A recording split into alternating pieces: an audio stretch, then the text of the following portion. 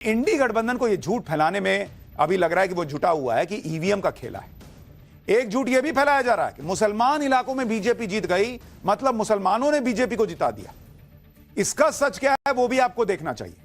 महाराष्ट्र में मुस्लिम बहुल सीटों पर किसको कितनी सीटें मिली हैं? जहां पर मुस्लिम आबादी 20% से ज्यादा है, ऐसी 38 सीटें हैं।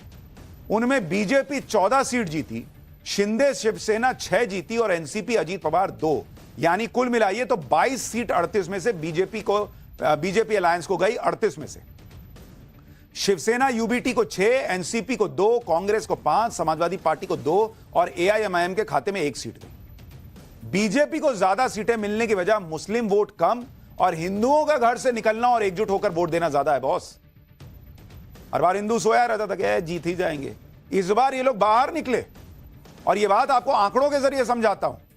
बीजेपी मुसलमानों के वोट से नहीं जीती, हिंदू वोटों का कंसोलिडेशन हुआ इसलिए जीती है। यह उन सीटों का हाल है जहां मुस्लिम आबादी 20% है, लेकिन जहां मुस्लिम आबादी इससे भी ज्यादा है वहां पर महाविकास अघाड़ी आगे निकल गई। जैसे अगर आप महाराष्ट्र में देखेंगे, अगर आप देखेंगे मुस्लिम आबादी, अगर आप देखिए मुस्लिम आबादी जहां पर 35% प्लस है, 35% से ज्यादा मुस्लिम आबादी, वहां सीट कितनी? 11। ऐसी 11 सीटें हैं जहां पर मुस्लिम आबादी 35% से ज्यादा है। यहां महाविकास अघाड़ी जीती है 6 सीट, 6 जीती इसमें से। तो अगर मुसलमान बंपर जिता रहा था तो बीजेपी ना जीतती। महायुति यहां 4 जीती, उसमें भी बीजेपी की शायद जहां तक मुझे ध्यान है 1 सीट है। और एआईएमआईएम जो है असदुद्दीन ओवैसी की पार्टी, उसको 1 सीट पे जीत मिली। अगर मुस्लिम बीजेपी को वोट दे रहा होता भर भर के तो बीजेपी को यहां भी जीतना चाहिए था ना भाई, लेकिन ऐसा नहीं हुआ।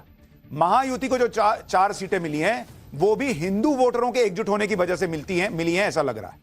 इसी तरह से जिन सीटों पर मुस्लिम वोटर 50% या उससे भी ज्यादा है, वहां का हाल देखिए भाई। अगर मुसलमान भर भर के वोट कर रहा है तो अगर मुस्लिम आबादी आप देखिएगा जहां 50% प्लस है वहां बीजेपी को जीतना चाहिए। ऐसी कितनी सीट है? ऐसी सीट है जहां 50% से ज्यादा मुसलमान है, वो है 4। वहां एआईएमआईएम जीतती है 1 सीट, सपा जीतती है 2 सीट और कांग्रेस जीती है 1 सीट। तो आप बताइए बॉस, एक भी तो बीजेपी गठबंधन के पास नहीं है। तो अगर मुसलमान भर भर के वोट दे रहा था तो 50% प्लस वाले में जीतना चाहिए था। 50% से ज्यादा आबादी वाली मुस्लिम बहुल सीट में आप मालेगांव सेंट्रल का उदाहरण देखिए, वहां पर सारे मुस्लिम कैंडिडेट थे और इसमें ओवैसी की पार्टी सिर्फ 162 वोट से जीती है और कांग्रेस तो चौथे नंबर पर रही। मालेगांव सेंट्रल सीट में एआईएमआईएम के कैंडिडेट को 1,09,653 वोट मिले, इंडियन सेक्युलर पार्टी को 1,09,491, समाजवादी पार्टी 9,624 और कांग्रेस चौथे नंबर पर रही जिसको 7,524 वोट मिले। यानी ओवैसी की पार्टी मात्र 162 वोट से जीती। लेकिन यहां तो कोई छाती नहीं पीट रहा, ये ईवीएम हैक हो गया, 162 का ही मार्जिन कैसे रहा? आप सोचिए ना क्या चल रहा है। सवाल यह भी है कि अगर मुसलमानों ने बीजेपी को वोट नहीं दिया तो मुस्लिम प्रभाव वाली सीटों पर बीजेपी गठबंधन को जीत कैसे मिली? इसका जवाब भी आपको देता हूं। मुसलमानों के प्रभाव वाली सीटों पर इस बार बंपर वोटिंग हुई। 22 सीटों पर मुस्लिम आबादी 25% से ज्यादा है। इन 22 सीटों पर 2019 की तुलना में 1% से लेकर 10% तक ज्यादा वोटिंग हुई। ज्यादा वोटिंग का मतलब यह माना जा रहा है कि हिंदू वोट एकजुट होकर बाहर निकला, जो अमूमन नहीं निकलता था। हिंदुओं को बटेंगे तो कटेंगे, एक है तो सेफ है का नारा सही लगा। इन नारों से प्रभावित होकर हिंदू मतदाता बड़ी संख्या में वोट डालने बाहर निकला और इसी वजह से 20% से ज्यादा मुस्लिम आबादी जहां थी वहां बीजेपी गठबंधन जीतने में कामयाब हुई, क्योंकि मुसलमानों ने अगर बल्क में महाविकास अघाड़ी को वोट दिया तो दूसरी तरफ बीजेपी गठबंधन के लिए बंपर वोटिंग हिंदुओं की। यानी पोलराइजेशन जबरदस्त हुआ इस बार महाराष्ट्र में। महाराष्ट्र में कुल मुस्लिम वोटों का बंटवारा भी आप देखेंगे तो आप समझ जाएंगे कि मुसलमानों ने एक बार फिर से एंटी बीजेपी दलों को ही वोट दिया, जिसमें महायुति को 23% वोट मिला मुसलमानों का और महाविकास अघाड़ी को 55% वोट मिला मुसलमानों का। लेकिन आप यह भी सोच रहे होंगे कि चलो महाराष्ट्र में तो मोदी योगी के नारे से हिंदू वोट एकजुट हो गए, लेकिन यूपी की कुंदरकी सीट पर बीजेपी कैसे जीत गई जहां 65% से ज्यादा मुस्लिम आबादी है? कुंदरकी सीट पर मुसलमानों का तगड़ा प्रभाव, करीब 65% मतदाता मुसलमान है। कुंदरकी में कुल 12 उम्मीदवार थे जिसमें से 11 मुसलमान थे। जीता कौन? बीजेपी के रामवीर सिंह कुंदरकी में इकलौते हिंदू उम्मीदवार थे जो 1,70,371 वोट पाकर जीत गए। सपा के मोहम्मद रिजवान को 25,580 वोट मिले।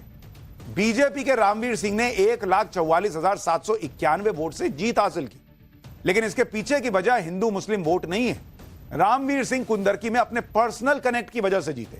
रामवीर सिंह लगातार बीते 20 साल से कुंदरकी में काम कर रहे थे।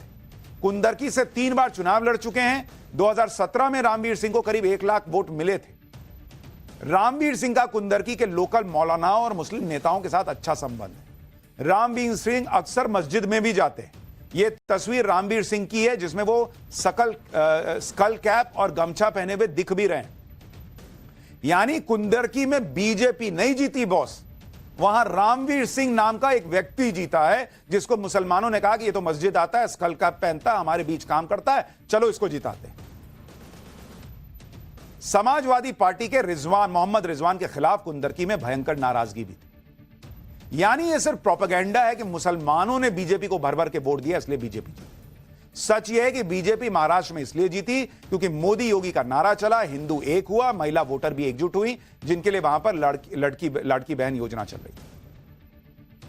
और शायद इंडिया अलायंस को डर है कि हिंदू एकजुट हो रहा है, ये नैरेटिव बाहर चला गया तो बाकी जगह भी यह परिणाम देखने को ना मिल जाए, इसलिए यह फैलाया जा रहा है कि भाई बीजेपी तो मुसलमानों के वोट से जीत रही। महिलाओं ने बीजेपी के लिए कितना वोट किया? महिलाओं ने महाराष्ट्र में महाविकास आघाड़ी को 33% वोट दिए, जबकि महायुति के लिए 50% वोटिंग हुई।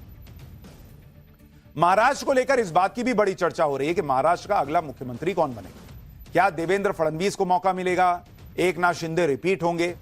आज की रात बहुत इंपॉर्टेंट बताई जा रही है क्योंकि देवेंद्र फडणवीस से लेकर एकनाथ शिंदे और अजीत पवार तीनों नेता दिल्ली में होंगे। महाराष्ट्र में सीएम पद को लेकर कई कयास लगाए जा रहे हैं। पहला कयास, फडणवीस को सीएम बनाया जाएगा। कहा जा रहा है कि संघ भी फडणवीस को सीएम बनाना चाहता है। फडणवीस पिछली बार एकनाथ शिंदे की सरकार में डिप्टी सीएम बन गए थे, इसलिए इस बार उनका दावा भी बनता है। बीजेपी को बम्पर सीट भी आई है। दूसरा कयास यह है कि एकनाथ शिंदे को फिर से सीएम बना दिया जाए, जिससे अपने सहयोगियों के बीच अच्छा मैसेज जाए और उद्धव ठाकरे की राजनीति को हमेशा के लिए खत्म कर दिया जाए। तीसरा कयास यह है कि कोई ऐसा फॉर्मूला निकले जिसमें 2.5 साल के लिए सीएम बन जाए। पहले 2.5 साल एकनाथ शिंदे सीएम बने, फिर आखिरी 2.5 साल फडणवीस, या फिर इसका उल्टा हो जाए। लेकिन मोदी शाह के इस दौर में कोई यह नहीं कह सकता कि असली नाम किसका होगा मुख्यमंत्री के तौर पर, क्योंकि हर जगह यही होता है, आप सोचते कुछ और है, निकलता कुछ और है। वैसे सीएम पद पर दावे तो हर पार्टी अपने हिसाब से कर रहे हैं। जैसे शिंदे शिवसेना चाहती है कि शिंदे ही सीएम बने, इसमें सीटों की संख्या ना देखी जाए, बिहार जैसे मॉडल पर ही सीएम बनाया जाए। बिहार में नीतीश कुमार बीजेपी से कम सीटों के बावजूद मुख्यमंत्री हैं, लेकिन क्या इसके लिए बीजेपी तैयार होगी? क्योंकि एक बार तो एकनाथ शिंदे को बीजेपी सीएम बना चुकी। बीजेपी के नेता भी कह रहे हैं कि सीएम बीजेपी का ही होना चाहिए। उधर अजीत पवार के लोग चाहते हैं कि एकनाथ शिंदे सीएम ना बने। वो कह रहे हैं कि अजीत पवार की पार्टी का भी स्ट्राइक रेट शिंदे शिवसेना से अच्छा है। अजीत पवार की पार्टी चाहती है कि फडणवीस सीएम बन जाए। वैसे बीजेपी चाहे तो किसी को भी बना सकती है, क्योंकि बीजेपी के पास कोई मजबूरी नहीं है। बीजेपी अपने दम पर बहुमत से मात्र 13 सीट पीछे। बीजेपी के पास 132 सीट है, जबकि बहुमत के लिए मात्र 145 चाहिए।